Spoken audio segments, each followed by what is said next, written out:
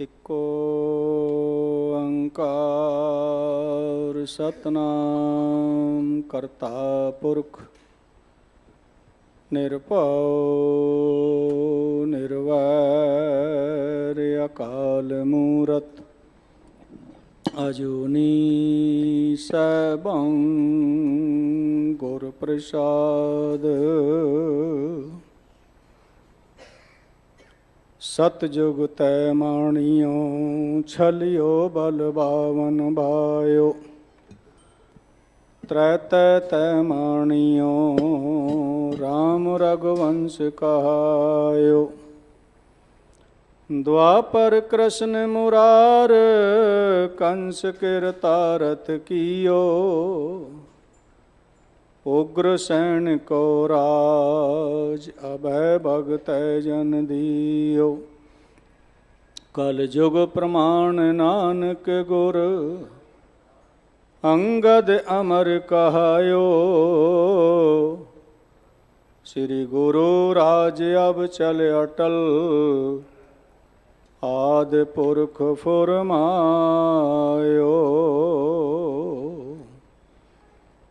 ਨੈਣ ਨ ਦੇਖੈ ਸਾਧ ਸੇ ਨੈਣ ਬਿਹਾਲਿਆ।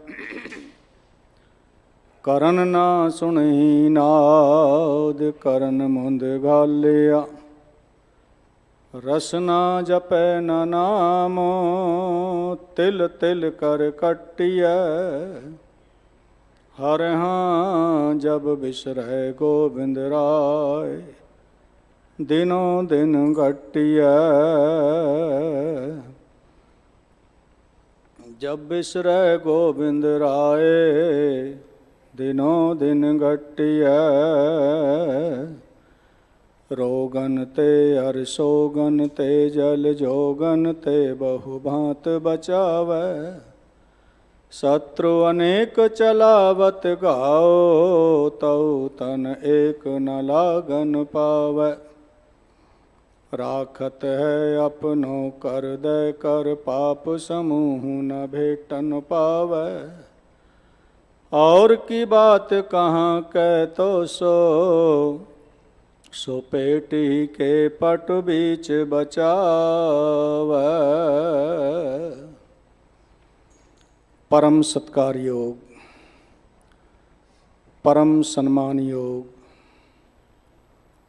बाला प्रीतम अष्टम बलबीरा 8वें पातशाह साहिब श्री गुरु हरकिशन साहिब महाराज जी दे पवित्र पावन ऐतिहासिक स्थान की हाजरियां भर रही गुरु रूप साध संगत जीओ।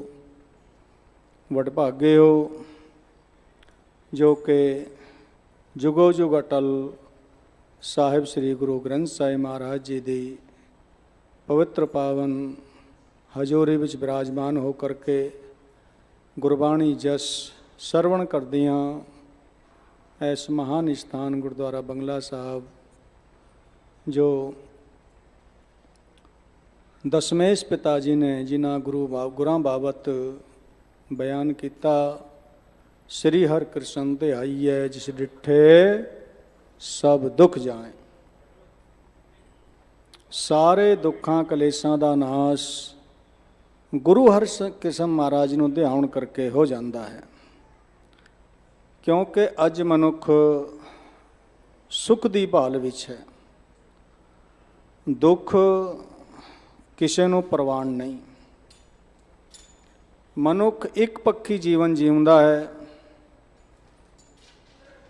जवानी परवान है पर बुढ़ेपा पसंद नहीं। प्रॉफिट होवे लाभ होवे वो परवान है पर जेकर किते घाटा पै जावे बिजनेस विच नुकसान हो जावे लॉस हो जावे तो फिर बड़ा कलपदा है। पर उस अकाल पुरख परमात्मा वाहेगुरु ने हर चीज़ का बैलेंस बनाया हुआ है। ये सारी सृष्टि सारी कायनात ਉਸ ਦੇ ਬਣਾਏ ਹੋਏ ਨਿਯਮ ਅਨੁਸਾਰ ਚੱਲ ਰਹੀ ਹੈ। ਨਾ ਹੀ ਕੋਈ ਮਨੁੱਖ ਹਮੇਸ਼ਾ ਸੁਖੀ ਰਹਿੰਦਾ ਹੈ ਤੇ ਨਾ ਹੀ ਕੋਈ ਦੁਖੀ, ਨਾ ਹੀ ਹਮੇਸ਼ਾ ਧਨਵਾਨ ਰਹਿੰਦਾ ਹੈ ਤੇ ਨਾ ਹੀ ਹਮੇਸ਼ਾ ਕੋਈ ਗਰੀਬ ਰਹਿੰਦਾ ਹੈ। ਇਹ ਤੇ ਕਿਰਮ ਅਨੁਸਾਰ ਪ੍ਰਕਿਰਤੀ ਦਾ ਨਿਯਮ ਹੈ। ਇੱਕ ਤੋਂ ਬਾਅਦ ਇੱਕ, ਦਿਨ ਤੋਂ ਬਾਅਦ ਰਾਤ, ਜਵਾਨੀ ਤੋਂ ਬਾਅਦ ਬੁਢੇਪਾ, ਲਾਭ ਤੋਂ ਬਾਅਦ ਹਾਨੀ। ਐਸੇ ਤਰ੍ਹਾਂ ਹੀ ਸੁਖ ਤੋਂ ਬਾਅਦ ਦੁੱਖ ਦਾ ਆਉਣਾ ਵੀ ਲਾਜ਼ਮੀ ਹੈ। ਮਹਾਰਾਜ ਨੇ ਤੇ ਫੈਸਲਾ ਦਿੱਤਾ ਹੈ ਕਿ ਸੁਖ ਦੇ ਵਿੱਚ ਜ਼ਿਆਦਾਤਰ ਲੋਕ ਪਰਮਾਤਮਾ ਨੂੰ ਭੁੱਲ ਜਾਂਦੇ ਨੇ। ਇਸ ਕਰਕੇ ਮਹਾਰਾਜ ਕਹਿੰਦੇ ਨੇ ਇਹੋ ਜਿਹਾ ਸੁਖ ਮੈਨੂੰ ਨਹੀਂ ਭਾਉਂਦਾ ਜਿਸ ਸੁਖ ਦੇ ਵਿੱਚ ਪਰਮਾਤਮਾ ਵਿਸਰ ਜਾਵੇ, ਭੁੱਲ ਜਾਵੇ। ਕਿਉਂਕਿ ਹਰ ਮਨੁੱਖ ਸੁਖ ਲੋਚਦਾ ਹੈ ਤੇ ਮਹਾਰਾਜ ਕਹਿੰਦੇ ਸੋ ਸੁਖ ਹਮੋ ਨਾ ਮੰਗਿਆ ਭਾਵੈ, ਸੁਖ ਮੰਗਤ ਦੁਖ ਆਗਲ ਆਵੈ, ਸੋ ਸੁਖ ਹਮੋ ਨਾ ਮੰਗਿਆ ਭਾਵੈ। ਇਹੋ ਜਿਹਾ ਸੁਖ ਨਹੀਂ ਚਾਹੀਦਾ ਜਿਸ ਦੇ ਨਾਲ ਦੁੱਖ ਵੀ ਆਉਣਾ ਲਾਜ਼ਮੀ ਹੈ। ਪਰ ਜੇਕਰ ਬੇਨਤੀ ਕਰੀਏ, ਕਿਉਂਕਿ ਮਨੁੱਖ ਦੁੱਖ ਦੇ ਵਿੱਚ ਬਹੁਤਾ ਮਨੁੱਖਾਂ ਦੇ ਕੋਲ ਬੇਨਤੀ ਕਰਦਾ ਹੈ। ਮਹਾਰਾਜ ਕਹਿੰਦੇ ਨਹੀਂ, ਕਿਉਂਕਿ ਮਨੁੱਖ ਦੇ ਕੋਲ ਤੇ ਆਪਣਾ ਸੁਖ ਨਹੀਂ। ਕਿਸ ਪੈ ਖੋਲੋਂ ਗੰਠੜੀ ਦੁੱਖੀ ਭਰਿਆ ਆ। ਜਿਸ ਦੇ ਕੋਲ ਵੀ ਜਾਏਗਾ ਆਪਣਾ ਦੁਖੜਾ ਸੁਣਾਏਗਾ, ਅੱਗੇ ਉਹ ਤੈਨੂੰ ਆਪਣਾ ਦੁੱਖ ਸੁਣਾਉਣ ਲੱਗੇਗਾ। ਇਸ ਕਰਕੇ ਮਹਾਰਾਜ ਕਹਿੰਦੇ ਨਹੀਂ, ਮਨੁੱਖ ਦੇ ਅੱਗੇ ਨਾ ਕੋਲ ਆਪਣਾ ਦੁਖੜਾ। ਜੀ ਕੀ ਬਿਰਥਾ ਹੋਏ ਸੋ ਗੁਰ ਪੈ ਅਰਦਾਸ ਕਰ। ਕਿਉਂਕਿ ਗੁਰੂ ਇੱਕ ਇਹੋ ਜਿਹਾ ਮਾਧਿਅਮ ਹੈ, ਜਿਹੜਾ ਆਤਮਿਕ ਸੁਖ ਹੈ ਉਹ ਸਿਰਫ ਗੁਰੂ ਪ੍ਰਦਾਨ ਕਰ ਸਕਦਾ ਹੈ। ਦੁਨੀਆ ਦੇ ਵਿੱਚ ਬੜਾ ਪੈਸਾ ਲੋਕਾਂ ਦੇ ਕੋਲ ਹੈ, ਕਿ ਉਹ ਸਾਰੇ ਸੁਖੀ ਨੇ? ਨਹੀਂ, ਕਿਉਂਕਿ ਸੁਖ ਪੈਸੇ ਦੇ ਵਿੱਚ ਨਹੀਂ। ਬੜੇ ਬੜੇ ਬੰਗਲਿਆਂ ਦੇ, ਬੜੇ ਬੜੀ ਫੈਕਟਰੀਆਂ ਦੇ ਲੋਕੀ ਮਾਲਕ ਨੇ, ਕਿ ਉਹ ਸਾਰੇ ਸੁਖੀ ਨੇ? ਨਹੀਂ। ਸੌਣ ਵਾਸਤੇ ਵੀ ਉਹਨਾਂ ਨੂੰ ਨੀਂਦਰ ਦੀ ਟੈਬਲੇਟ ਲੈਣੀ ਪੈਂਦੀ ਹੈ। ਹਰ ਵੇਲੇ ਚਿੰਤਾ ਵਿੱਚ ਗਿਰਸੇ ਰਹਿੰਦੇ ਨੇ। ਜਿਸ ਗ੍ਰਹਿ ਬਹੁਤ ਤਿਸੈ ਗ੍ਰਹਿ ਚਿੰਤਾ, ਜਿਸ ਗ੍ਰਹਿ ਥੋਰੀ ਸੋ ਫਿਰੈ ਭ੍ਰਮੰਤਾ। ਜਿਸ ਦੇ ਕੋਲ ਬਹੁਤ ਹੈ ਹਰ ਵੇਲੇ ਚਿੰਤਿਤ ਹੈ। ਚਿੰਤਤ ਹੀ ਦੀਸੈ ਸਭ ਕੋਏ, ਚੇਤੈ ਏਕ ਤਹੀ ਸੁਖ ਹੋਏ। ਚਿੰਤਾ ਕਿਵੇਂ ਲੱਥ ਸਕਦੀ ਹੈ? ਇੱਕ ਦਾ ਓਟ ਆਸਰਾ ਲਵੇ। ਮਰ ਕੇ ਨਾਨਕ ਚਿੰਤਾ ਮਤ ਕਰੋ, ਚਿੰਤਾ ਤਿਸ ਹੀ ਹੈ। ਤੂੰ ਚਿੰਤਾ ਨਾ ਕਰ, ਤੇਰੀ ਚਿੰਤਾ ਤੇ ਉਸ ਪਰਮਾਤਮਾ ਨੂੰ ਹੈ, ਜਿਸ ਪਰਮਾਤਮਾ ਨੇ ਸੰਸਾਰ ਦੇ ਵਿੱਚ ਤੇਰੇ ਆਉਣ ਤੋਂ ਪਹਿਲਾਂ ਤੇਰੀ ਪੂਰੀ ਜ਼ਿੰਦਗੀ ਦਾ ਪ੍ਰਬੰਧ ਕਰ ਦਿੱਤਾ ਹੈ। ਉਸ ਨੂੰ ਤੇਰੀ ਚਿੰਤਾ ਹੈ, ਤੇਰੀ ਨਹੀਂ। ਕਹਿੰਦੇ ਜਲ ਮੈਂ ਜੰਤ ਉਪਾਇਨ ਤਿਨਾ ਵੀ ਰੋਜੀ ਦੇ, 42 ਲੱਖ ਜਲ ਜੀ ਮੈਂ ਹੋਤੇ ਬੀਠਲ ਬਹਿਲਾ ਕਾਇ ਕਰੋ। 84 ਲੱਖ ਜੂਨਾਂ ਨੇ, ਜਿਸ ਦੇ ਵਿੱਚ ਕਹਿੰਦੇ ਨੇ 42 ਲੱਖ ਜੂਨੀਆਂ ਪਾਣੀ ਦੇ ਵਿੱਚ ਨੇ, ਜਲ ਦੇ ਵਿੱਚ ਨੇ। 42 ਲੱਖ ਪ੍ਰithvi ਤੇ ਪੂਰੇ ਬ੍ਰਹਿਮੰਡ ਦੇ ਵਿੱਚ ਨੇ। ਤੇ ਉਹਨਾਂ ਜਲ ਦੇ ਵਿੱਚ ਜਿਹੜੇ ਜੀਵ ਨੇ, ਉੱਥੇ ਹਟ ਨਾ ਚੱਲਈ ਨਾ ਕੋ ਕਿਰਸ ਕਰੇ। ਕੋਈ ਉੱਥੇ ਮਾਰਕੀਟ ਬਣੀ ਹੋਈ ਨਹੀਂ, ਪਰ ਸਾਰਿਆਂ ਨੂੰ ਰੋਜੀ ਰੋਟੀ ਰਿਜ਼ਕ ਜਿਹੜਾ ਹੈ ਜਲ ਦੇ ਵਿੱਚ ਪਹੁੰਚ ਰਿਹਾ ਹੈ। ਜਲ ਦੇ ਵਿੱਚ ਹੀ ਨਹੀਂ। ਮਰ ਕੇ ਸੈਲ ਪੱਥਰ ਮੈਂ ਜੰਤ ਉਪਾਏ ਤਾਂ ਕਾ ਰਿਜ਼ਕ ਆਗੇ ਕਰ ਦਰਿਆ। ਪੱਥਰ ਦੇ ਵਿੱਚ ਜਿਹੜਾ ਕੀੜਾ ਹੈ, ਉਸ ਦੇ ਵਿੱਚ ਵੀ, ਪੱਥਰ ਦੇ ਵਿੱਚ ਹੀ ਉਸ ਨੂੰ ਆਹਾਰ ਭੋਜਨ ਮਿਲਦਾ ਪਿਆ ਹੈ। ਤੂੰ ਤੇ ਮਨੁੱਖ ਹੈ, ਤੇ ਮਨੁੱਖ ਦੇ ਕੋਲ ਆਪਣਾ ਰੋਣਾ ਨਾ ਰੋ। ਦੁੱਖ ਤਿਸੈ ਪੈ ਆਖੀਐ, ਕਿਸ ਦੇ ਕੋਲ ਦੁਖੜਾ ਰੋ? ਦੁੱਖ ਤਿਸੈ ਪੈ ਆਖੀਐ, ਸੁਖ ਜਿਸੈ ਹੀ ਪਾਸ। ਉਸ ਦੇ ਸਾਹਮਣੇ ਆਪਣਾ ਦੁਖੜਾ ਰੋ, ਦੁੱਖ ਦਰਦ ਦੱਸ, ਜਿਸ ਦੇ ਕੋਲ ਸੁਖ ਹੈ। ਤੇ ਸੁਖ ਦਾਤਾ ਬਹਿ ਭੰਜਨੋ, ਤਿਸ ਆਗੇ ਕਰ ਅਰਦਾਸ। ਮਹਿਰ ਕਰੇ ਜਿਸ ਮਿਹਰਬਾਨ, ਤਾਂ ਕਾਰਜ ਆਵੇ ਰਾਸ। ਸੁੱਖਾਂ ਦਾ ਦਾਤਾ ਤੇ ਗੁਰੂ ਹੈ ਜਾਂ ਪਰਮਾਤਮਾ ਹੈ। ਬਾਕੀ ਤੇ ਸਾਰੀ ਸ੍ਰਿਸ਼ਟੀ ਦੁੱਖਾਂ ਦੇ ਨਾਲ ਭਰੀ ਹੋਈ ਹੈ। ਐਸ ਕਰਕੇ ਮਹਾਰਾਜ ਹਿਦਾਇਤ ਕਰਦੇ ਨੇ, ਜੇਕਰ ਹਮੇਸ਼ਾ ਸੁਖ ਚਾਹੁੰਦਾ ਹੈ ਤੇ ਕੀ ਕਰਨਾ ਪਵੇਗਾ? ਜੋ ਸੁਖ ਕੋ ਚਾਹੇ ਸਦਾ, ਸਰਨ ਰਾਮ ਕੀ ਲੇਹ। ਜੇਕਰ ਤੂੰ ਚਾਹੁੰਦਾ ਮੈਂ ਪੂਰੀ ਜ਼ਿੰਦਗੀ ਸੁਖ ਦੇ ਨਾਲ ਬਤੀਤ ਕਰਾਂ, ਤੇ ਸੁਖ ਤੈਨੂੰ ਆਪਣੇ ਸਾਖ ਸੰਬੰਧੀਆਂ ਵਿੱਚ ਨਹੀਂ ਮਿਲੇਗਾ। ਸੁਖ ਤੈਨੂੰ ਪੈਸੇ ਜਾਂ ਮਹਿਲ ਮਾੜੀਆਂ ਦੇ ਵਿੱਚ ਨਹੀਂ ਮਿਲੇਗਾ। ਉਸ ਅਕਾਲ ਪੁਰਖ ਪ੍ਰਮਾਤਮਾ ਦਾ ਸਿਮਰਨ ਕਰ। ਜੋ ਸੁਖ ਕੋ ਚਾਹੇ ਸਦਾ, ਜੇਕਰ ਹਮੇਸ਼ਾ ਹੀ ਸਦਾ ਵਾਸਤੇ ਹੀ ਸੁਖ ਚਾਹੁੰਦਾ ਹੈ ਤੇ ਫਿਰ ਸਰਨ ਰਾਮ ਕੀ ਲੇ। ਉਸ ਸਰਵਵਿਆਪੀ ਰਾਮ ਕਣ ਕਣ ਦੇ ਵਿੱਚ, ਜਰਰੇ ਜਰਰੇ ਵਿੱਚ ਜਿਹੜਾ ਰਮਿਆ ਹੋਇਆ ਹੈ। ਤੂੰ ਸਭਨੀ ਥਾਈ ਜਿੱਥੇ ਹੋ ਜਾਈ, ਸਾਚਾ ਸਿਰਜਣਹਾਰ ਜੀਓ। ਜਿਹੜਾ ਹਰ ਥਾਂ ਤੇ ਰਮਿਆ ਹੋਇਆ ਹੈ, ਨਿਰਾਕਾਰ ਹੈ, ਦਿਸਦਾ ਨਹੀਂ। ਜਦੋਂ ਕਿ ਸਾਰੇ ਆਕਾਰ ਉਸਨੇ ਬਣਾਏ ਹੋਏ ਨੇ। ਸਾਰੀ ਸ੍ਰਿਸ਼ਟੀ ਨੂੰ ਬਣਾਉਣ ਵਾਲਾ ਉਹ ਪਰਮਾਤਮਾ ਆਪ ਹੈ, ਪਰ ਆਪ ਨਿਰਾਕਾਰ ਹੈ। ਕੋਈ ਉਸਦਾ ਰੂਪ ਰੇਖਾ ਨਹੀਂ ਹੈ। चक्र चिन्ह और बरन जात और पात नहीं जय, रूप रंग और रेख भेख को कह न सकत कह। अचल मूरत अनुभव प्रकाश अमतोज कही जय। वो अनुभव प्रकाश है। कोट इंद्र इंद्राण साहो साहण गणी जय। त्रिभवन महीप सुर नर असुर, तिन्ने भवना का मालक है। पर कहते ने सारे उस नेत नेत वर्णत समत। जिन्नी भी सृष्टि दे विच वड्डे तो वड्डे विद्वान होए ने, ऋषि मुनि पैगंबर होए ने, किसी ने उसका अंत नहीं पाया। सारे नेत नेत बयान करते हैं, बेअंत है बेअंत है बेअंत है, क्योंकि कोई पारावार नहीं। ऐस करके उस अकाल पुरख परमात्मा वाहेगुरु की शरण ले। दुनिया का कोई मनुख तैनू सुख प्रदान नहीं कर सकता। मानस की टेक बिरथी सब जान, क्यों? देवन को एक है भगवान।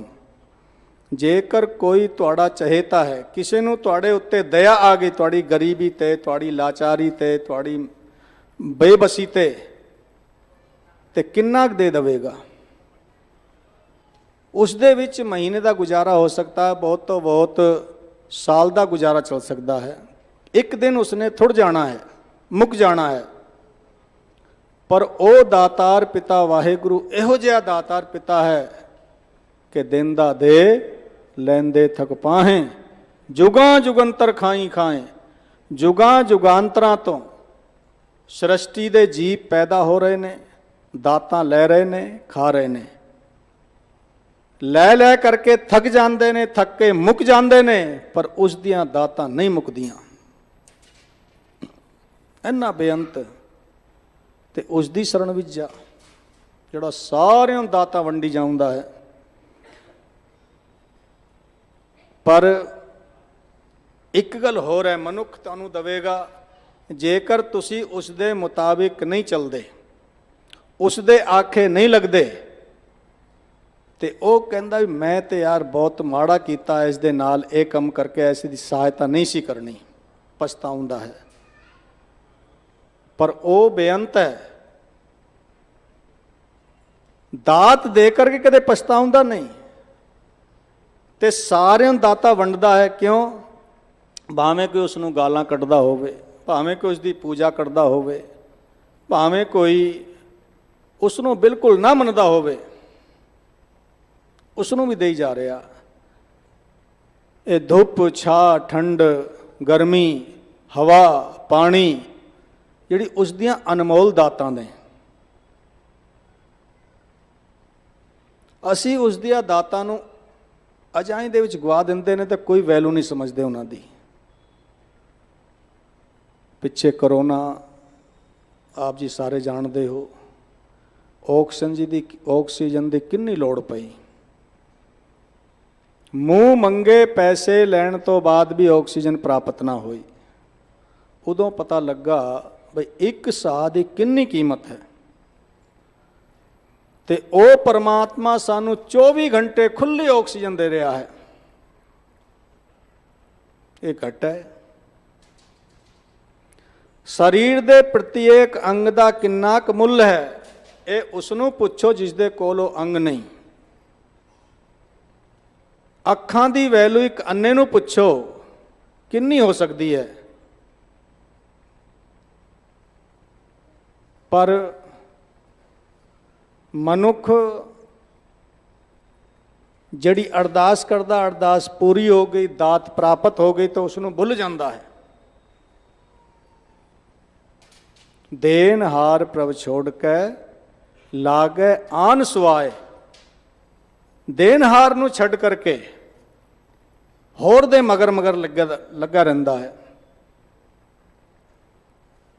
ਨਾਨਕ ਕਹੂ ਨਾ ਸੀਜੇ ਬਿਨ ਨਾਮੈ ਪਤ ਜਾਏ। ਬਿਨਾ ਨਾਮ ਤੋਂ ਤੇਰੀ ਖੁਆਰੀ ਹੋਣੀ ਹੈ, ਬੇਪਤੀ ਹੋਣੀ ਹੈ। ਕਿਉਂਕਿ ਨਾਮ ਤੋਂ ਹੀ ਮਨੁੱਖ ਨੂੰ ਇੱਜ਼ਤ ਮਿਲਦੀ ਹੈ। ਲੋਕ ਸੁਖੀਏ ਬਣਦੇ ਨੇ ਪਰ ਲੋਕ ਸੁਹੇਲੇ ਬਣ ਜਾਂਦੇ ਨੇ। ਫਿਰ ਕਹਿੰਦੇ ਨੇ 10 ਵਸਤੂ ਲੈ ਪਾਛੈ ਪਾਵੈ, ਏਕ ਵਸਤ ਕਾਰਨ ਬਿਖੋਟ ਗਵਾਵੈ। 10 ਮਿਲ ਗਈਆਂ, ਉਹਨਾਂ ਦਾ ਸ਼ੁਕਰਾਨਾ ਨਹੀਂ ਕਰਨਾ। ਇਹ ਪਰਮਾਤਮਾ ਤੂੰ ਮੈਨੂੰ 10 ਵਸਤੂਆਂ ਦਿੱਤੀਆਂ ਨੇ, ਕੋਈ ਸ਼ੁਕਰਾਨਾ ਨਹੀਂ ਕਰਨਾ। ਜਿਹੜੀ ਨਹੀਂ ਮਿਲੀ ਉਸ ਦਾ ਉਲਾਂਭਾ, ਉਸ ਦਾ ਗਿਲਾ ਸ਼ਿਕਵਾ ਕਰਦੇ ਰਹਿਣਾ। ਪਰ ਇਹ ਨਹੀਂ ਜਾਣਦਾ ਬਈ ਤੈਨੂੰ ਇੱਕ ਨਹੀਂ ਮਿਲੀ ਤੇ ਕੋਈ ਗੱਲ ਨਹੀਂ, ਉਹ ਤੇਰੀਆਂ 10 ਨੂੰ ਵੀ ਖੋ ਸਕਦਾ ਹੈ। ਏਕ ਵੀ ਨਾ ਦੇ 10 ਵੀ ਹਿਰ ਲੈ ਤੋ ਮੂੜਾ ਕਹੂ ਕਾ ਕਰੇ। ਕੀ ਕਰੇਗਾ? ਕਿਉਂਕਿ ਤੇਰੇ ਹੱਥ ਵਿੱਚ ਕੁਝ ਨਹੀਂ। ਤੈਨੂੰ ਚਾਹੀਦਾ ਹਰ ਵੇਲੇ ਸ਼ੁਕਰਾਨੇ ਵਿੱਚ ਜੁੜ। ਪਰਮਾਤਮਾ ਜੋ ਤੂੰ ਮੈਨੂੰ ਦਿੱਤਾ ਹੈ, ਪਤਾ ਨਹੀਂ ਕਿੰਨੇ ਲੋਕ ਨੇ ਜਿਨ੍ਹਾਂ ਦੇ ਕੋਲੋਂ ਨਹੀਂ, ਉਹ ਤਰਸਦੇ ਨੇ। ਤੂੰ ਮੈਨੂੰ ਸੋਹਣਾ ਸੁਲੱਖਣਾ ਸਰੀਰ ਦਿੱਤਾ ਹੈ, ਸਾਰੇ ਅੰਗ ਪ੍ਰਤਿਅੰਗ ਮੇਰੇ ਠੀਕ ਨੇ। ਕਿੰਨੇ ਲੋਕ ਨੇ ਜਿਹੜੇ ਹਸਪਤਾਲਾਂ ਵਿੱਚ ਪਏ ਨੇ, ਕਿੰਨੇ ਲੋਕ ਨੇ ਜਿਨ੍ਹਾਂ ਦੀ ਲੱਤਾਂ ਨਹੀਂ, ਕਿੰਨਿਆਂ ਦੀ ਅੱਖਾਂ ਨਹੀਂ। ਤੇ ਕਈ ਤੇ ਤੁਸੀਂ ਆਪ ਵੇਖੇ ਹੋਣੇ, ਰਾਤ ਨੂੰ ਰੋਡ ਦੇ ਉੱਤੇ ਸੌਂਦੇ ਨੇ ਜਿਨ੍ਹਾਂ ਦੇ ਸਿਰ ਦੇ ਉੱਤੇ ਛੱਤ ਵੀ ਨਹੀਂ। ਪਰ ਤੈਨੂੰ ਤੇ ਪਰਮਾਤਮਾ ਨੇ ਸਭ ਕੁਝ ਦਿੱਤਾ ਹੈ।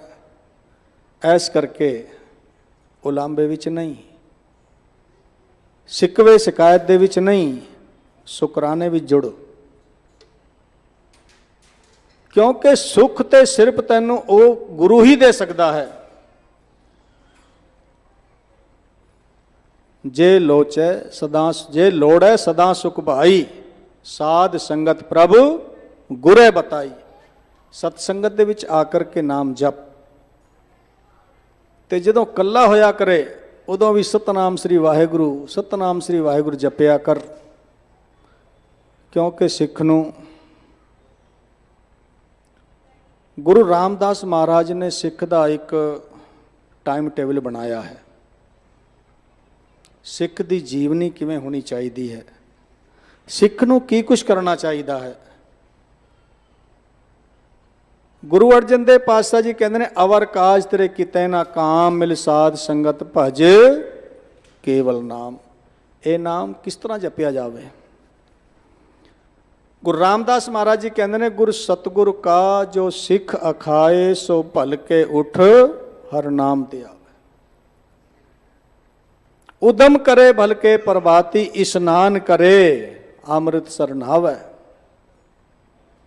फिर चढ़े दिवस गुरबाणी गावै बहनदियां उठदियां हर नाम ते आवे।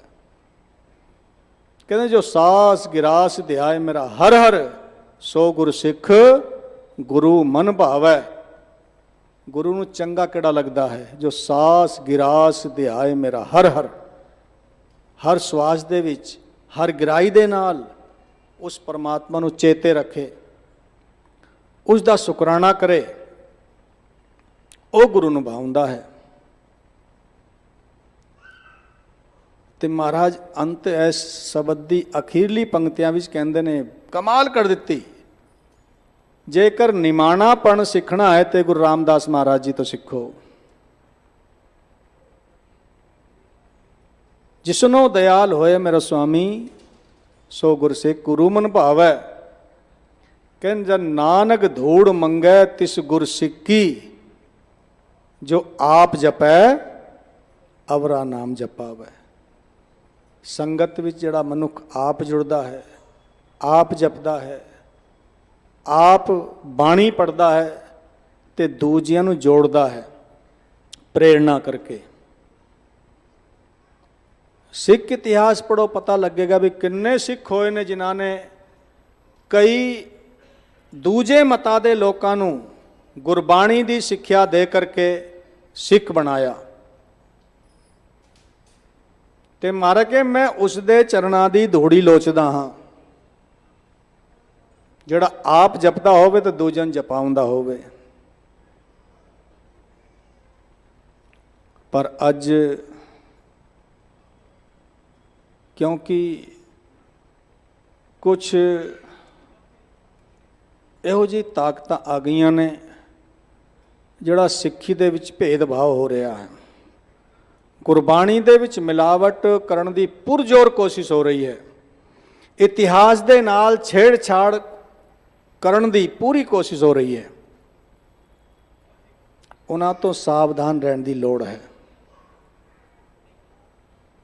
ਇੱਕ ਉਹ ਸਮਾਂ ਸੀ ਜਦੋਂ ਪ੍ਰਿਥੀ ਚੰਦ ਵਰਗੇ, ਮਿਹਰਵਾਨ ਵਰਗੇ ਬਾਣੀ ਦੇ ਵਿੱਚ ਮਿਲਾਵਟ ਕਰ ਰਹੇ ਸਨ। ਉਦੋਂ ਪੰਚਮ ਪਾਤਸ਼ਾਹ ਜੀ ਨੇ ਇਹੋ ਜਿਹੀ ਰਹਿਮਤ ਕੀਤੀ ਪੰਥ ਦੇ ਉੱਤੇ ਜੋ ਬੇਮਿਸਾਲ ਸੀ। ਗੁਰੂ ਗ੍ਰੰਥ ਸਾਹਿਬ ਮਹਾਰਾਜ ਦੀ ਸੰਪਾਦਨਾ ਤੇ ਇਸ ਤਰ੍ਹਾਂ ਦੀ ਸੰਪਾਦਨਾ ਕੀਤੀ ਹੈ, ਇਸ ਦੇ ਵਿੱਚ ਕੋਈ ਮਿਲਾਵਟ ਕਰ ਹੀ ਨਹੀਂ ਸਕਦਾ। ਤੇ ਸੁਚੇਤ ਕਦੋਂ ਹੋਵੇਗਾ? ਜਦੋਂ ਅਸੀਂ ਬਾਣੀ ਪੜਾਂਗੇ ਤਾਂ ਪਤਾ ਲੱਗੇਗਾ ਵੀ ਕੱਚੀ ਬਾਣੀ ਕਿਹੜੀ ਹੈ ਤੇ ਪੱਕੀ ਬਾਣੀ ਕਿਹੜੀ ਹੈ। ਜੇਕਰ ਅਸੀਂ ਕਿਸੇ ਧੁਨ ਦੇ ਉੱਤੇ ਹੀ ਝੂਲੀ ਗਏ, ਮਸਤ ਹੋਏ, ਸਾਨੂੰ ਕੀ ਪਤਾ ਵੀ ਕਿਹੜੀ ਬਾਣੀ ਪੜ੍ਹਦੇ ਪਏ ਨੇ। ਐਸ ਕਰਕੇ ਹਰ ਸਿੱਖ ਦਾ ਫਰਜ਼ ਬਣਦਾ ਹੈ ਅੰਮ੍ਰਿਤ ਵੇਲਾ ਸਾਂਭੇ। 9 ਸਤਿਗੁਰਾਂ ਤੱਕ ਚਰਨ ਪਾਹੁਲ ਦਿੰਦੇ ਸਨ, ਪਰ ਦਸਮੇਸ਼ ਪਿਤਾ ਨੇ ਇਸ ਨੂੰ ਖੰਡੇ ਦੀ ਪਾਹੁਲ ਵਿੱਚ ਬਦਲ ਦਿੱਤਾ। ਜਿਨ੍ਹਾਂ ਨੇ ਅੰਮ੍ਰਿਤ ਛਕਿਆ ਹੈ ਮੁਬਾਰਕ ਨੇ, ਸਤਿਕਾਰਯੋਗ ਨੇ। ਜਿਨ੍ਹਾਂ ਨੇ ਨਹੀਂ ਛਕਿਆ ਉਹ ਦੇਰੀ ਨਾ ਕਰੋ, ਕਿਉਂਕਿ ਜੀਵਨ ਦਾ ਕੋਈ ਪਤਾ ਨਹੀਂ। ਕਈ ਬੰਦਿਆਂ ਦਾ ਮੰਨਣਾ ਹੁੰਦਾ, ਕਹਿਣਾ ਹੁੰਦਾ ਵੀ ਅਸੀਂ ਇਹ ਤੇ ਕੰਮ ਬਜ਼ੁਰਗੀ ਦੇ ਵਿੱਚ ਹੁੰਦੇ ਨੇ। ਪਰ ਸਾਧ ਸੰਗਤ ਜੀ, ਸਾਡੇ ਕੋਲ ਕੋਈ ਸਰਟੀਫਿਕੇਟ ਨਹੀਂ ਅਸੀਂ ਬਜ਼ੁਰਗ ਹੋਣਾ ਜਾਂ ਨਹੀਂ ਹੋਣਾ। ਪੰਚਮ ਪਾਤਸ਼ਾਹ ਜੀ ਨੇ ਤੇ ਬਿਆਨ ਕੀਤਾ ਵੀ ਗੱਗਾ ਗੋਬਿੰਦ ਗੁਣ ਰਵੋ ਸਾਸ ਸਾਸ ਜਪਨੀਤ ਕਹਾ ਵਿਸਾਸਾ ਦੇਹ ਕਾ ਬਿਲਮ ਨਾ ਕਰੋ ਮੀਤ ਨਹਿ ਬਾਰਿਕ ਨਹਿ ਜੋਬਨ ਨਹਿ ਬਿਰਦੀ ਕਛ ਬੰਦ ਉਹ ਬੇਰਾ ਨਾ ਬੂਝੀਏ ਜੋ ਆਏ ਪਰੈ ਜਮ ਫੰਦ। ਜੈਸੇ ਕਿਰਸਾਨ ਬੋਵੇ ਕਿਰਸਾਣੀ ਕਾਚੀ ਪਾਕੀ ਬਾੜ ਪ੍ਰਾਣੀ। ਇਹ ਤੇ ਉਸ ਪਰਮਾਤਮਾ ਦੀ ਖੇਤੀ ਹੈ, ਜਿਸ ਵੇਲੇ ਮਰਜ਼ੀ ਵੱਢ ਲਵੇ, ਕੱਚੀ ਵੱਢੇ, ਅਧ ਪੱਕੀ ਵੱਢੇ ਜਾਂ ਪੱਕੀ ਵੱਢੇ। ਤਾਂ ਹੀ ਗੁਰੂ ਰਾਮਦਾਸ ਮਹਾਰਾਜ ਜੀ ਨੇ ਹਰ ਜਪਦਿਆਂ ਖਿੰਡ ਢਿਲ ਨਾ ਕੀਜੇ ਮੇਰੀ ਜਿੰਦੜੀਏ ਸਾ ਆਵੈ ਕਿ ਨਾ ਆਵੇ ਰਾਮ, ਇੱਕ ਸਵਾਸ ਦਾ ਪਤਾ ਨਹੀਂ, ਤੇ ਅਸੀਂ ਦਾਵਾ ਕਰਦੇ ਹਾਂ ਬੁੱਢੇ ਹੋ ਕਰਕੇ ਅੰਮ੍ਰਿਤ ਛਕ ਲਵਾਂਗੇ, ਕਿਉਂਕਿ ਮਰਨ ਤੋਂ ਬਾਅਦ ਇਹ ਦਾਤ ਪ੍ਰਾਪਤ ਨਹੀਂ ਹੋਣੀ, ਕਦੇ ਵੀ ਨਹੀਂ ਹੋ ਸਕਦੀ, ਕਿਸੇ ਕੀਮਤ ਤੇ ਨਹੀਂ ਹੋ ਸਕਦੀ। ਬੜੀ ਸੋਚ ਵਿਚਾਰ ਦੇ ਨਾਲ ਦਸ਼ਮੇਸ਼ ਪਿਤਾ ਨੇ ਆਪਣੇ ਸਿੱਖਾਂ ਨੂੰ ਇਹ ਦਾਤ ਪ੍ਰਦਾਨ ਕੀਤੀ ਸੀ। ਤੇ ਅੰਮ੍ਰਿਤ ਦੀ ਸ਼ਕਤੀਆਂ ਅਗਰ ਤੁਸੀਂ ਵੇਖਣੀਆਂ ਹੋਣ ਤੇ ਗੁਰੂ ਗੋਬਿੰਦ ਸਿੰਘ ਮਹਾਰਾਜ ਦੇ ਸਮੇਂ ਦਾ ਇਤਿਹਾਸ ਪੜ੍ਹੋ।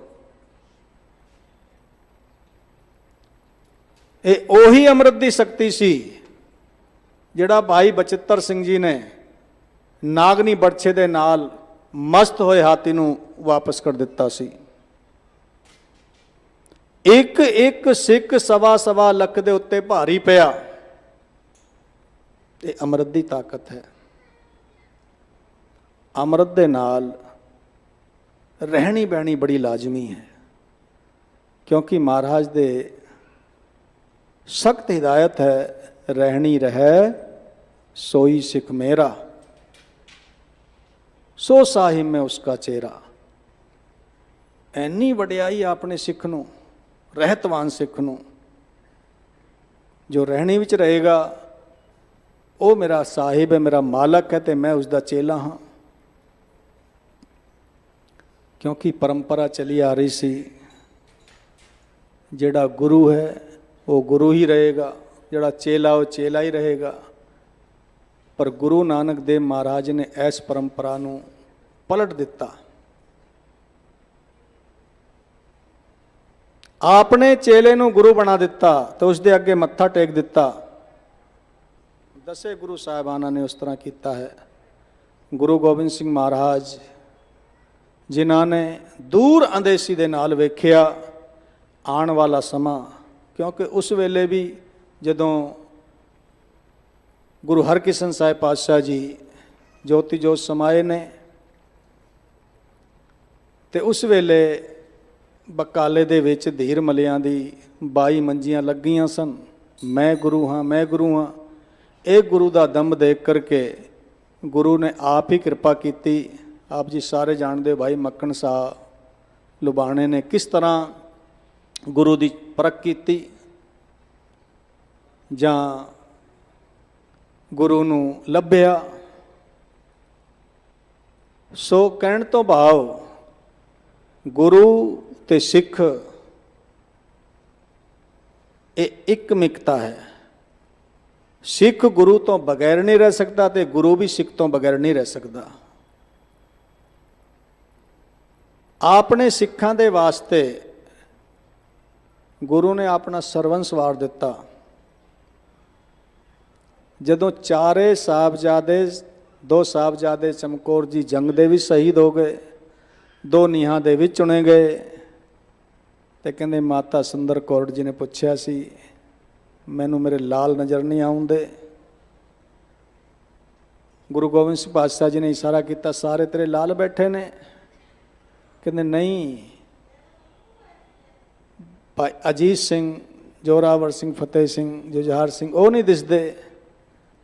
ਤੇ ਮਹਾਰਾਜ ਨੇ ਕਿਹਾ ਸੀ ਸਾਡੇ ਵੱਲ ਇਸ਼ਾਰਾ ਕੀਤਾ ਸੀ ਬਈ ਇਨ ਸਿੱਖਨ ਕੇ ਪੁੱਤਰ ਸੀਸ ਪਰ ਵਾਰ ਦੀਏ ਸੁਤਚਾਰ, 4 ਮੂਏ ਤੋਂ ਕਿਆ ਹੁਆ ਜੀਵਤ ਕਈ ਹਜ਼ਾਰ। ਇਹ ਬਚਨ ਜਦੋਂ ਮਹਾਰਾਜ ਨੇ ਕਹੇ ਹੋਣਗੇ ਮਨ ਵਿੱਚ ਕੀ ਹੋਵੇਗਾ ਬਈ ਮੇਰਾ ਸਿੱਖ ਮੜੀਆਂ ਮਸਾਣੀਆਂ ਤੇ ਮੱਥਾ ਟੇਕੇਗਾ। ਮੇਰਾ ਸਿੱਖ ਕੁਰੈਤਾਂ ਦੇ ਵਿੱਚ ਇੰਨਾ ਲੀਨ ਹੋ ਜਾਵੇਗਾ ਕਿ ਉਸ ਨੂੰ ਅੰਮ੍ਰਿਤ ਵੇਲਾ ਹੀ ਭੁੱਲ ਜਾਵੇਗਾ। ਜਿਹੜੇ ਗੁਰੂ ਨੇ ਜਿੱਥੇ ਤਲਵਾਰਾਂ ਚੱਲ ਰਹੀਆਂ ਨੇ, ਬੰਦੂਕਾਂ ਚੱਲ ਰਹੀਆਂ ਨੇ, ਉਸ ਮੈਦਾਨੇ ਜੰਗ ਵਿੱਚ ਆਪਣਾ ਨਿਤਨੇਮ ਨਹੀਂ ਖੁੰਝਾਇਆ। ਮੁਕੰਮਲ ਪੂਰਾ ਆਸਾ ਜੀ ਦੀ ਵਾਰ ਦੇ ਕੀਰਤਨ ਹੋਏ, ਨਿਤਨੇਮ ਹੋਇਆ। ਉਸ ਤੋਂ ਬਾਅਦ ਮਹਾਰਾਜ ਨੇ ਚਾਲੇ ਪਾਏ ਨੇ ਅਨੰਦਪੁਰ ਸਾਹਿਬ ਤੋਂ। ਜਿੱਥੇ ਵੀ ਡੇਰਾ ਲਾਇਆ ਹੈ ਨਿਤਨੇਮ ਬਾਕਾਇਦੇ ਪੂਰਾ ਕੀਤਾ ਹੈ। ਇਹੋ ਜਿਹੇ ਸਤਿਗੁਰੂ ਦਾ ਅਸੀਂ ਕੀ ਦੇਣਾ ਦੇ ਸਕਦੇ ਹਾਂ? ਗੁਰੂ ਨੇ ਸਾਡੇ ਕੋਲੋਂ ਕੀ ਮੰਗਿਆ ਹੈ? ਅੰਮ੍ਰਿਤ ਵੇਲਾ ਸਾਂਭ, ਬਾਣੀ ਪੜ, ਹਿਰਦੇ ਵਿੱਚ ਵਸਾ ਤੇ ਰਹਿਣੀ ਬਹਿਣੀ ਦਾ ਧਾਰਨੀ ਬਣ। ਕਿਉਂਕਿ ਦਿੱਲੀ ਕਮੇਟੀ ਇਸ ਬਾਬਤ ਬਹੁਤ ਵੱਡੇ ਉਪਰਾਲੇ ਸ਼ੁਰੂ ਤੋਂ ਕਰਦੀ ਪਈ ਹੈ।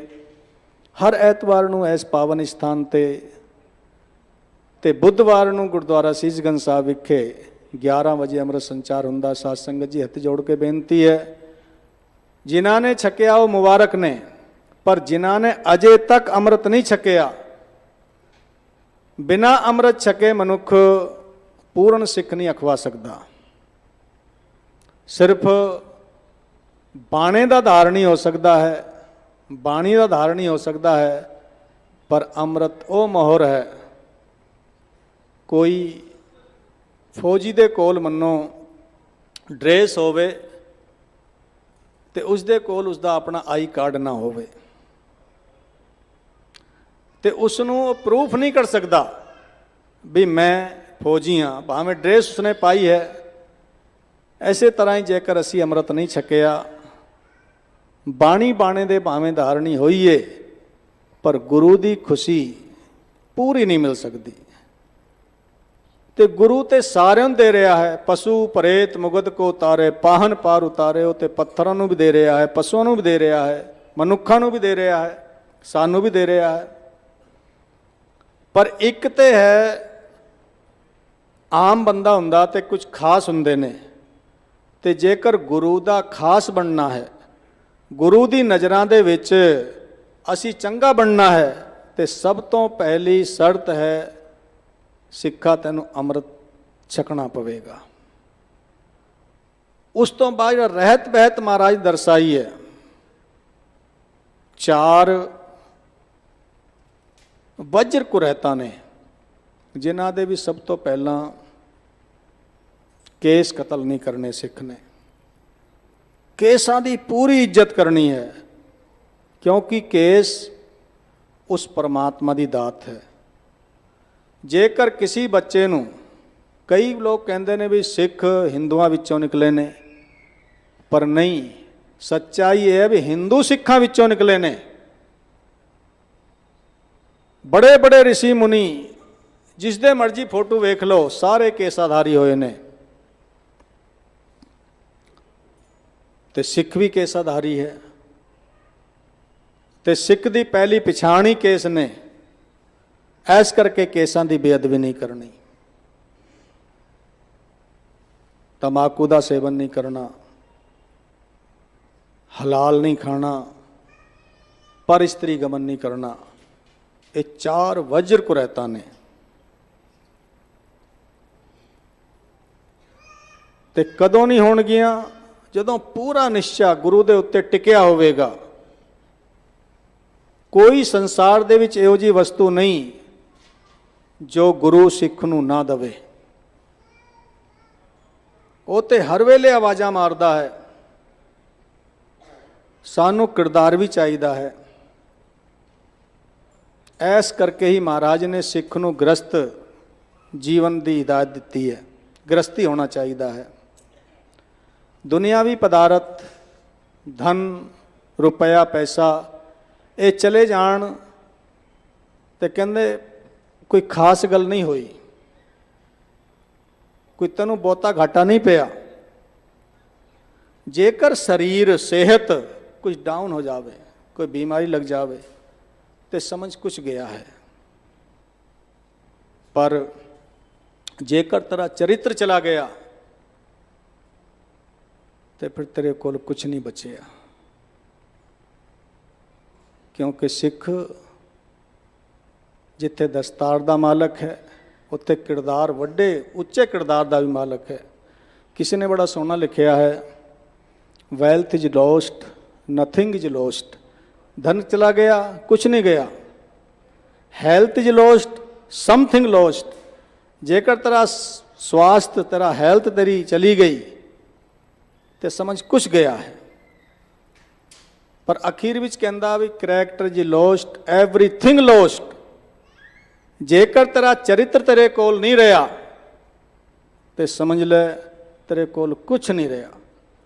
ਭਾਵੇਂ ਜਿੰਨਾ ਮਰਜੀ ਪੈਸਾ ਮਹਿਲ ਮਾੜੀਆਂ ਹੋਣ, ਚਰਿੱਤਰ ਤੇਰੇ ਕੋਲ ਨਹੀਂ, ਤੇਰਾ ਕੁਛ ਨਹੀਂ ਰਿਹਾ। ਇਹ ਗੱਲਾਂ ਗੁਰੂ ਹਰਗੋਬਿੰਦ ਪਾਤਸ਼ਾਹ ਜੀ ਨੂੰ ਇੱਕ ਸਾਹਦੌਲਾ ਫਕੀਰ ਮਿਲਿਆ ਸੀ ਮਹਾਰਾਜ ਨੂੰ, ਜਦੋਂ ਮਹਾਰਾਜ ਕਸ਼ਮੀਰ ਤੋਂ ਵਾਪਸ ਹੋ ਰਹੇ ਸਨ। ਤੇ ਉਸਨੇ ਕਿਹਾ ਸੀ ਵੀ ਇਹਦਾ ਲਾਜ ਲਸ਼ਕਰ ਹੈ, ਘੋੜੇ ਨੇ, ਕਲਗੀ ਸਜਾਈ ਹੋਈ ਹੈ, ਪੁੱਤਰ ਨੇ ਤੇ ਮਹਿਲ ਨੇ, ਇਹਨਾਂ ਦੀ ਪਤਨੀਆਂ ਨੇ ਸਾਥ, ਪੈਸੇ ਦੇ ਮਾਲਕ ਨੇ, ਇਹ ਕਾਹਦੇ ਗੁਰੂ ਹੋਣਗੇ? ਤੇ ਉਸਨੇ ਕਿਹਾ ਦੌਲਤ ਕੀ ਫਕੀਰੀ ਕੀ ਤੇ ਔਲਾਦ ਕੀ ਫਕੀਰੀ ਕੀ। ਇਸ ਤਰ੍ਹਾਂ ਸਵਾਲ ਜਦੋਂ ਉਸਨੇ ਪੁੱਛੇ ਤੇ ਮਹਾਰਾਜ ਨੇ ਕਿਹਾ ਸਾਹ ਜੀ ਦੌਲਤ ਗੁਜਰਾਨ, ਕਿਉਂਕਿ ਗੁਜ਼ਾਰੇ ਵਾਸਤੇ ਦੌਲਤ ਦਾ ਧੰਦਾ ਹੋਣਾ ਬੜਾ ਲਾਜ਼ਮੀ ਹੈ। ਧਨ ਬਹੁਤ ਕੁਝ ਹੋ ਸਕਦਾ ਹੈ ਪਰ ਸਭ ਕੁਝ ਨਹੀਂ ਹੋ ਸਕਦਾ। ਇਸ ਦੇ ਮਗਰ ਨਹੀਂ ਰਹਿਣਾ, ਜਿੰਨਾ ਗੁਜ਼ਾਰਾ ਚੱਲੇ ਉਨਾ ਚਾਹੀਦਾ ਹੈ। ਤੇ ਔਰਤ ਈਮਾਨ, ਜੇਕਰ ਬੰਦਾ ਗ੍ਰਸਤੀ ਹੈ ਤੇ ਕਿਧਰੇ ਭਟਕੇਗਾ ਨਹੀਂ, ਆਪਣਾ ਈਮਾਨ ਗਵਾਏਗਾ ਨਹੀਂ, ਈਮਾਨ ਕਾਇਮ ਰਹੇਗਾ। ਦੌਲਤ ਗੁਜਰਾਨ, ਔਰਤ ਈਮਾਨ। ਤੇ ਕਹਿੰਦੇ ਨੇ ਜਿਹੜਾ ਗੁਰੂ ਹੈ ਉਹ ਨਾ ਹਿੰਦੂ ਨਾ ਮੁਸਲਮਾਨ, ਫਕੀਰ ਤੇ ਸਭ ਦੇ ਸਾਂਝੇ ਹੁੰਦੇ ਨੇ। ਐਸ ਕਰਕੇ ਮਹਾਰਾਜ ਨੇ ਬਾਣੀ ਦਰਜ ਕਰ ਦਿੱਤਾ, ਅਵਲ ਅੱਲ੍ਹ ਨੂਰ ਉਪਾਇਆ ਕੁਦਰਤ ਕੇ ਸਭ ਬੰਦੇ, ਏਕ ਨੂਰ ਤੇ ਸਭ ਜਗ ਉਪਜਿਆ ਕੌਣ ਭਲੇ ਕੋ ਮੰਦੇ। ਇੰਨੀ ਏਕਤਾ ਤੇ ਸਿਰਫ ਕਹਿਣ ਮਾਤਰ ਗੱਲ ਨਹੀਂ ਕੀਤੀ, ਸਭ ਨੂੰ ਬਰਾਬਰ ਸਤਿਕਾਰ ਦਿੱਤਾ। ਜਿਸ ਦੀ ਸਭ ਤੋਂ ਵੱਡੀ ਮਿਸਾਲ ਹੈ ਹਰਮੰਦਰ ਸਾਹਿਬ ਦੀ ਨੀਂਹ ਰੱਖਣ ਦੇ ਵਿੱਚ। ਉਸ ਵੇਲੇ ਬੜੇ ਬੜੇ ਸਿੱਖ ਸਨ ਮਹਾਰਾਜ ਦੇ ਕੋਲ, ਬਾਬਾ ਬੁੱਢਾ ਜੀ ਵਰਗੇ ਪੂਰਨ ਬ੍ਰਹਮ ਗਿਆਨੀ। ਪਰ ਸਾਈਂ ਮੀਆਂ ਮੀਰ ਜੀ ਕੋਲੋਂ ਜਿਹੜੀ ਨੀਂਹ ਰਖਾਈ ਮਹਾਰਾਜ ਨੇ, ਇਹ ਦਰਸਾਉਂਦੇ ਮਹਾਰਾਜ ਦੇ ਮਨ ਦੇ ਅੰਦਰ ਕਿਸੇ ਧਰਮ ਦੇ ਨਾਲ ਕੋਈ ਵੈਰ ਭਾਵ ਨਹੀਂ ਸੀ। ਮਹਾਰਾਜ ਮਨੁੱਖਤਾ ਨੂੰ ਪਿਆਰ ਕਰਦੇ ਸਨ, ਸਾਰਿਆਂ ਨੂੰ ਇੱਕੋ ਜਿਹਾ ਸਮਝਦੇ ਸਨ। ਕੋਈ ਮੁਸਲਮਾਨ ਆਵੇ, ਕੋਈ ਹਿੰਦੂ ਆਵੇ, ਕੋਈ ਵੀ ਆਵੇ, ਸਾਰਿਆਂ ਦੇ ਵਾਸਤੇ ਇੱਕੋ ਜਿਹੀ ਪੰਗਤ ਦੇ ਵਿੱਚ ਲੰਗਰ, ਤੇ ਕੋਈ ਭੇਦਭਾਵ ਨਹੀਂ। ਅੱਜ ਵੀ ਉਹੀ ਪ੍ਰਥਾ ਕਾਇਮ ਹੈ। ਕਿਸੇ ਵੀ ਗੁਰੂ ਘਰ ਚਲੇ ਜਾਓ, ਕੋਈ ਤੁਹਾਨੂੰ ਇਹ ਨਹੀਂ ਪੁੱਛੇਗਾ ਕਿਹੜੀ ਜਾਤੀ ਦੇ ਹੋ, ਕਿੱਥੋਂ ਆਏ ਹੋ, ਕਿੰਨਾ ਚੜਾਵਾ ਚੜਾਇਆ ਹੈ। ਜਿੱਥੇ ਇੱਕ ਵੱਡਾ, ਬਹੁਤ ਵੱਡਾ ਪੈਸੇ ਵਾਲਾ ਬੈਠਾ ਹੋਏਗਾ ਪੰਗਤ ਦੇ ਵਿੱਚ, ਭਿਖਾਰੀ ਵੀ ਉਸ ਦੇ ਨਾਲ ਬੈਠਦਾ ਹੈ। ਜਾਤ ਪਾਤ ਤੋਂ ਪਰੇ ਇਹ ਹੈ ਮਨੁੱਖਤਾ ਦੀ ਸੇਵਾ ਤੇ ਮਨੁੱਖਤਾ ਨੂੰ ਇੱਕੋ ਜਿਹਾ ਸਮਝਣਾ। ਕਈ ਲੋਕ ਕਹਿਣ ਦੇ ਵਾਸਤੇ ਤੇ ਬੜਾ ਕੁਝ ਕਹਿੰਦੇ ਨੇ, ਪਰ ਜਦੋਂ ਅੰਦਰੋਂ ਉਹਨਾਂ ਨੂੰ ਵੇਖੀਏ ਤੇ ਜਿਨ ਮਨ ਹੋਰ ਮੁਖ ਹੋਰ ਸੇ ਕਾਢੇ ਕੱਚਿਆ। ਮਹਾਰਾਜ ਕਹਿੰਦੇ ਜਿਸ ਦੇ ਮਨ ਵਿੱਚ ਕੁਝ ਹੋਰ ਹੈ, ਮੂੰਹ ਦੇ ਉੱਤੇ ਕੁਝ ਹੋਰ ਹੈ, ਉਹ ਕੱਚੇ ਮਨੁੱਖ ਨੇ, ਪੱਕੇ ਨਹੀਂ ਨੇ। ਪਰ ਗੁਰੂ ਤੇ ਗੁਰੂ ਦਾ ਸਿੱਖ ਇਸ ਗੱਲੋਂ ਬਹੁਤ ਉੱਪਰ ਹੈ। ਉਸਨੇ ਕਦੇ ਕੋਈ ਭੇਦਭਾਵ ਨਹੀਂ ਕੀਤਾ। ਅੱਜ ਦੇ ਸਮੇਂ ਦੇ ਵਿੱਚ ਵੀ ਆਪ ਜੀ ਸਾਰੇ ਜਾਣਦੇ ਹੋ, ਜੋ ਖਾਲਸਾ ਐਡ ਸੇਵਾ ਕਰਦੀ ਹੈ, ਸਿੱਖ ਸੇਵਾ ਕਰਦੇ ਨੇ, ਜਿੱਥੇ ਮਰਜੀ ਆਲ ਵਰਲਡ ਦੇ ਵਿੱਚ ਜਿੱਥੇ ਮਰਜੀ ਮੁਸੀਬਤ ਪਈ ਹੋਵੇ, ਕੋਈ ਆਪਦਾ ਆਈ ਹੋਵੇ, ਉਹ ਭਾਵੇਂ ਹੜ੍ਹ ਹੋਵੇ, ਤੂਫਾਨ ਹੋਵੇ, ਉਹ ਇਹ ਨਹੀਂ ਵੇਖਦੇ ਵੀ ਇਹ ਕੌਣ ਬੰਦਾ ਹੈ। ਸਿੱਖਾਂ ਦੀ ਸੇਵਾ ਕਰਨੀ ਨਹੀਂ, ਜਿਹੜਾ ਵੀ ਲੋੜਵੰਦ ਹੈ, ਜਿਹੜਾ ਉਸ ਮੁਸੀਬਤ ਦੇ ਉੱਤੇ ਵਿੱਚ ਮਾਰਿਆ ਗਿਆ ਹੋਇਆ, ਗਰਸਿਆ ਹੋਇਆ ਹੈ, ਉਸ ਦੀ ਸੇਵਾ ਕਰਦੇ ਨੇ। ਇਹ ਅੱਜ ਵੀ ਮਿਸਾਲ ਹੈ।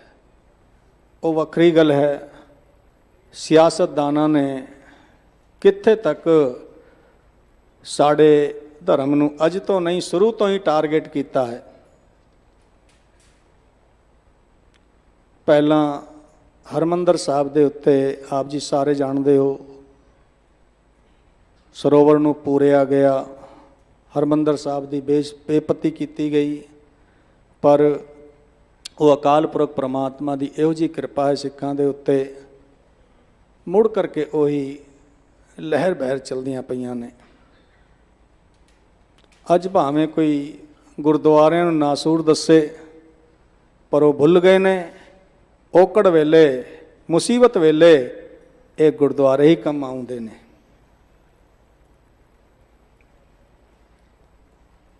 ਤੇ ਕੋਈ ਗੁਰੂ ਘਰ ਜਾਣ ਦੇ ਵਿੱਚ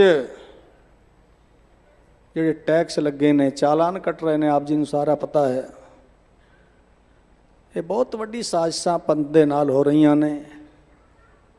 ਪਰ ਸਾਡਾ ਤਾਂ ਇੱਕੋ ਹੀ ਆਸਰਾ ਹੈ, ਉਹ ਹੈ ਗੁਰੂ ਗ੍ਰੰਥ ਸਾਹਿਬ ਮਹਾਰਾਜ। ਸਿੱਖ ਕਦੇ ਕਿਸੇ ਦੇ ਨਾਲ ਵੈਰ ਵਿਰੋਧ ਭਾਵਨਾ ਦੇ ਨਾਲ ਕੋਈ ਗੱਲ ਨਹੀਂ ਕਰਦਾ, ਕੋਈ ਕੰਮ ਨਹੀਂ ਕਰਦਾ।